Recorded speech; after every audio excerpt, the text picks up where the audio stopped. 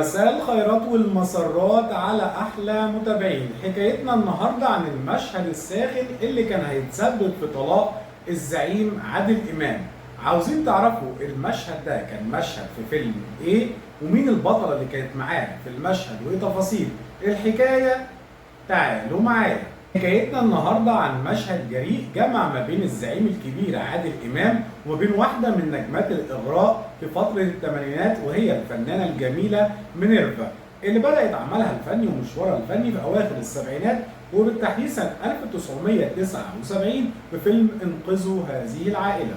المشهد المحذوف بيجمع ما بين عادل امام ومينيرفا اللي كانت لابسه ملابس فاضحه في المشهد، واندمج الفنان عادل امام في اداء المشهد باخلاص لدرجه انه شبه اتحول لحقيقه، وكاد المشهد ده يتسبب في طلاقه على حسب ما اتقال. المشهد اللي سبب المشكله ده هو مشهد من فيلم سلام يا صاحبي، اللي من بطوله النجم الكبير عادل امام ومعاه سعيد صالح وسوسن بدر ومنيرفا، ومن اخراج المخرج الكبير نادر جلال.